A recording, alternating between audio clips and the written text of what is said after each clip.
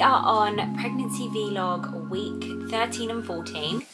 I have a confession to make. I'm like 16 weeks now and I haven't been filming, and I'm just gonna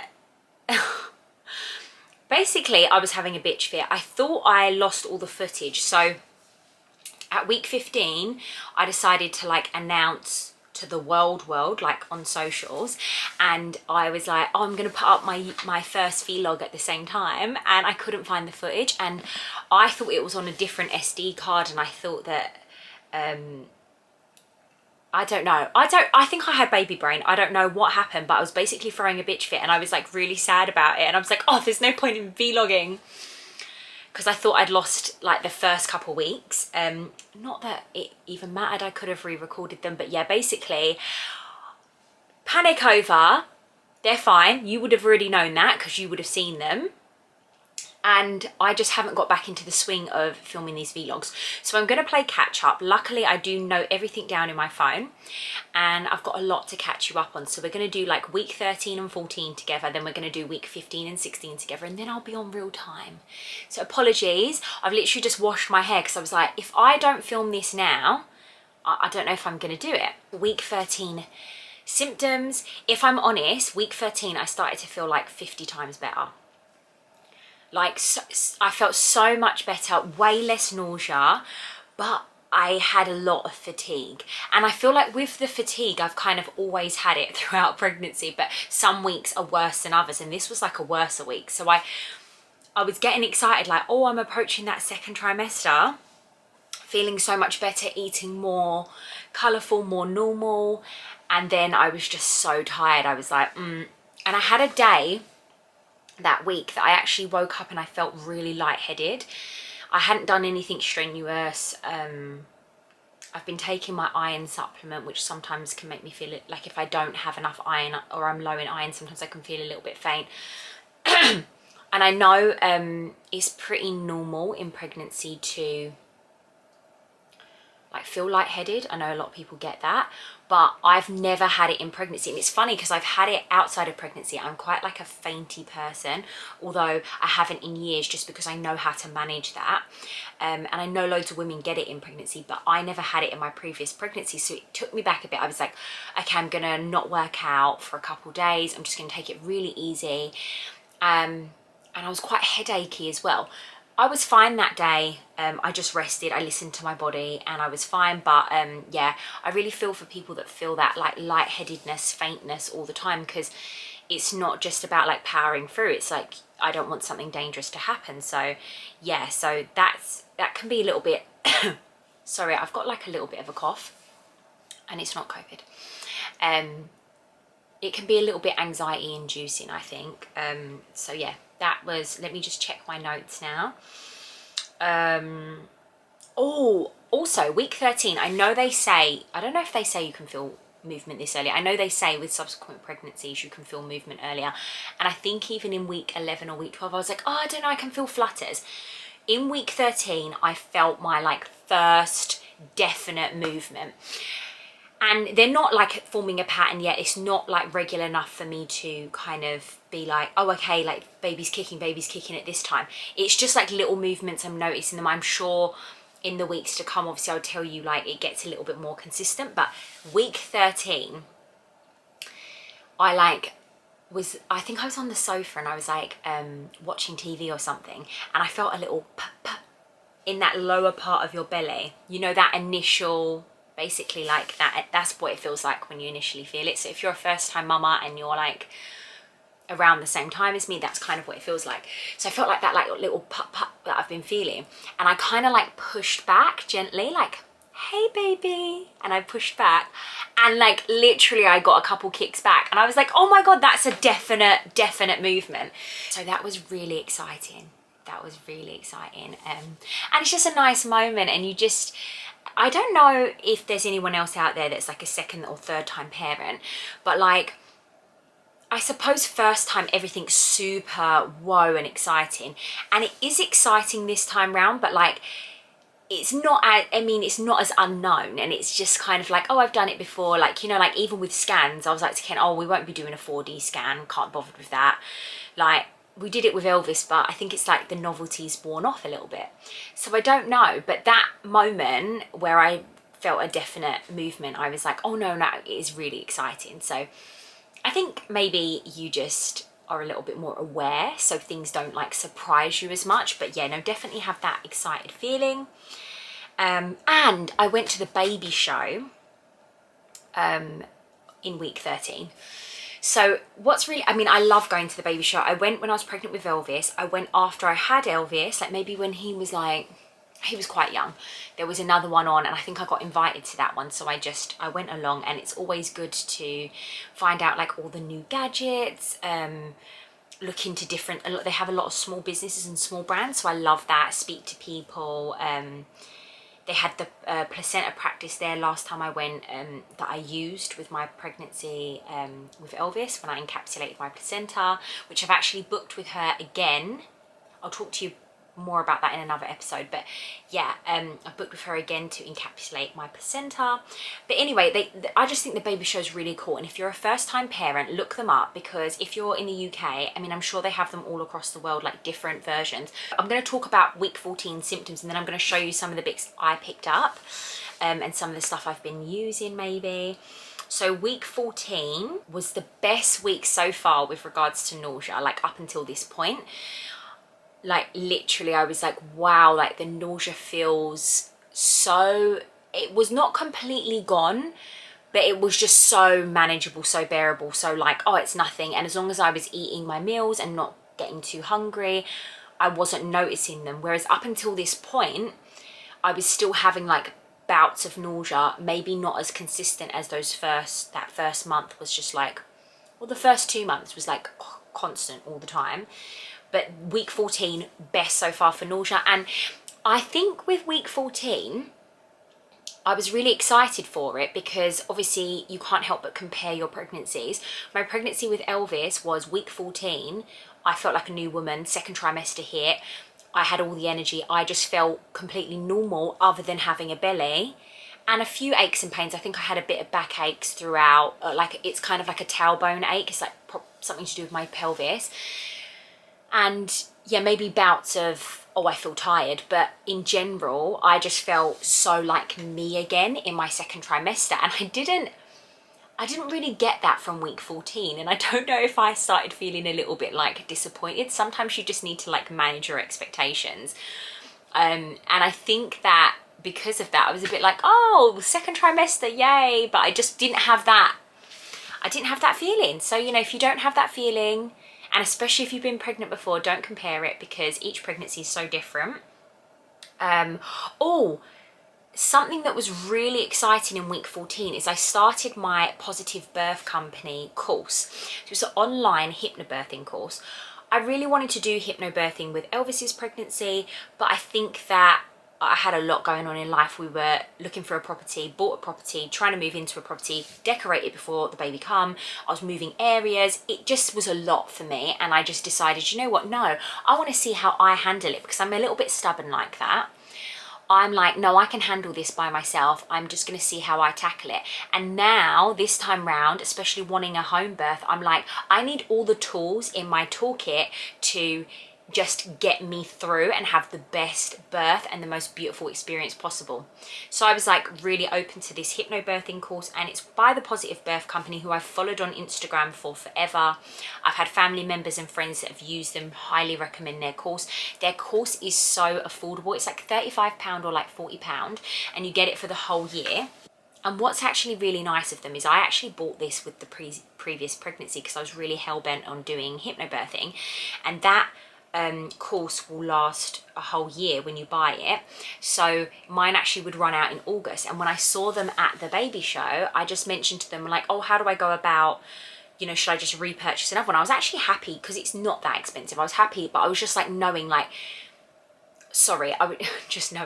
I didn't know whether like you do the course and you have the information and you download all the stuff, and then you don't need to have it right up until your birthing, because obviously I'm not due till September, or whether it's something like, no, you might want to reference back, like right in those last couple of weeks, you might want to use some of the, I didn't know because I hadn't finished the course.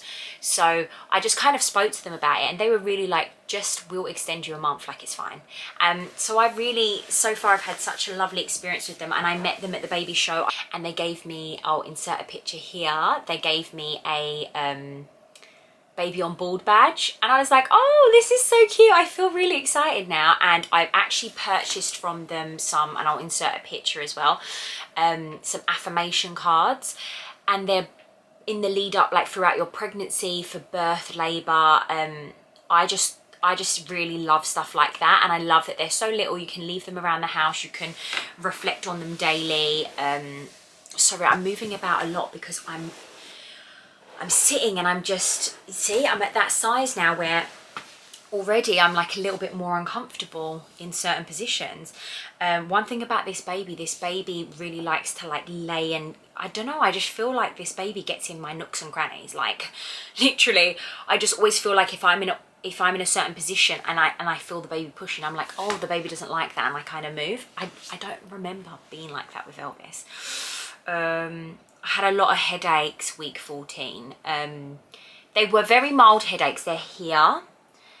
They're right here. I spoke to my midwife about it. She said it is quite normal, but also like she told me the procedure if you get like a migraine, or it affects your vision, or if they're really bad, or if they're just like all the time, like she just said just get in contact, better to be safe than sorry. But I think they're quite normal. It's just, again, I didn't really have them in previous pregnancies, so it was just a bit like, they are mild, they're very bearable, but they're very annoying. It's like, why have I got a headache? That's annoying. So again, I kind of entered this second trimester like, yay, and I just haven't felt the effects of it yet. Maybe I won't. Maybe I just need to manage those expectations. What else from week 14? Yeah, so sorry, back to the hypnobirthing course. So far so good. I've started it. I've already feel like I've learned so much. I feel so positive. I feel so excited about it. So yeah, I'd highly recommend checking that out if you want to just, it doesn't matter what kind of birth you're having. It's like relevant for everyone. So definitely go and check out that company. So let me show you some of the bits that I picked up from the baby show. I saw this brand called Moam. I think that's how you pronounce it. I actually didn't, I think they're quite new, so I think you had to pre-order stuff, so I didn't actually buy anything from them, but I got a load of samples that I'm going to try out, and they smell amazing. They're all with like essential oils, chemical free. It's basically by a mum who, she was a first time mum, and she really struggled to find things. They do products for mama, they do fabric softeners, they do household products with like no chemicals, all kind of like essential oil based. They smell delicious. They smell like a spa to me. So I'm going to try out this brand, and it's all eco-friendly as well. So I love that. I'm so here for like just getting involved with more brands that are sustainable, eco-friendly, have the environment in mind, a bit more green. I just think that's really important. So going forward, I'm trying to make switches. It's a slow process, but yeah, I liked that. Oh, something really exciting. So I'm thinking this time round of trying, please don't hold me to it, but I really want to try cloth nappies. In this day and age, cloth nappies are so much more advanced now that I feel like they sound intimidating, but I feel like it's not going to be as bad as it is. Also, if you have been a parent before, you go through so many nappies. Like when Elvis was newborn, I remember at one point we were going through like 12 nappies in like a 24, maybe more, 24-hour period, because they barely sleep and you just got to change them like every hour to 2 hours. Like they're just going all the time at that stage, and then it does kind of like ease up a little bit. But I just felt so bad for the environment. Nappies are just, then most of them are not biodegradable. I just feel so wasteful. So yeah, I'm gonna try, and I bought some really cute ones. So basically I got, look how nice is that. Look at it, look at the pattern. I just love that. You see it's got all the press studs so that it can be like adjusted to different sizes. So it can go from like a big newborn, maybe if you had a small newborn, maybe not. And it's got the lining in it. They kind of explained it all to me. It basically is, until they're on solid foods, you can just whack them in the, washing machine because it's just liquids that come out of them, especially if you're a breastfeeding mama, you know, like I mean, Elvis's poo smelled sweet until he was on solids. Then it was like, ooh, yikes. Look at this one. I just think they're so cute. I obviously opted for unisex vibes because we don't know what we're having. These are really nice. So these are some, they're basically just like little reusable wet wipes for your baby. They're really soft. They're like a really thin, they're like a thin flannel or like a muslin cloth. But basically what you do is they give you this solution. Let's see if I have it here. Cloth wipe solution, and you mix the poppets. They're called poppets. Why am I pronouncing that weird? Basically, you make a solution, you dunk them in it, you can store them in like a little container or something, and then when you come to use them, you're not just going through tons of wet wipes, which everyone knows. Once you're a parent, you go through so many wet wipes. Again, most of those are not biodegradable. I just think it's something that's important to me, and I'm not going to say that I'm not using wet wipes. I'm not going to say that I'm not using disposable nappies. I'm just going for a combination. If I can really transition over, I will. But if not, a combination is going to be better than using more disposable nappies. So also, when your baby is newborn, they say you just use like cotton and water to wipe them initially for like the first couple days or maybe even a week. So I just think these will be really handy. I can just use them with water, and they're so soft. Because cotton wool really gets, I don't want to go into too much info, but their first black poo is like a bit sticky. Yeah, and it just gets, everything gets a bit stuck, and I'm just like, oh, I just want to use a wet wipe. So this might be really handy. Oh, and another nappy. Oh no, wait, this is a nappy bag. So this is like a dirty nappy bag, so that if you're out and about, I mean, I'm not, that's a very ambitious thing to think about, being out and about in a cloth nappy. I think I'm just going to use the cloth nappies in the house. But even in the house, if you want to put them in there until you wash them, it's like a waterproof, yeah, I don't know if it's waterproof, but it's like water resistant maybe bag. And then I think there's some, I got some nappy soap, some nappy soak. What am I talking about? I got something else, I can't find it now. But, oh wait, I didn't even show you this one. Look at this nappy, it's mushrooms. I just thought that was super cute. So we've got, I only bought 3. We've got mushrooms, and some of them are like all in one. So you can, some of them you can remove the inner, and some of them you just have to wash them all together. I'm just trying a combination because I don't know which one I'm going to prefer. Got them so far, and that was from the Nappy Den. Again, I can only recommend, like, their instruction and their help was great, but I can't really recommend until I've tried them. Oh, I bought loads of teas. So I love having raspberry leaf tea right at the end. I bought some teas that were like pregnancy friendly, and they're like a special brand. They're called Maternity. Quite a cool name, right? And this was at the baby show, and they're like a special blend. I got one that's for breastfeeding to help increase milk, so I'll take that afterwards. I got one that's like to help strengthen your uterus and like bring on labor with the like raspberry leaf. And then I got one that's for your second trimester, which is heavily involved with helping digestion, helping like if you have indigestion, or like helping you digest your food. They're all herbal teas. I love a bit of herbal tea, so I thought I'd pick them up.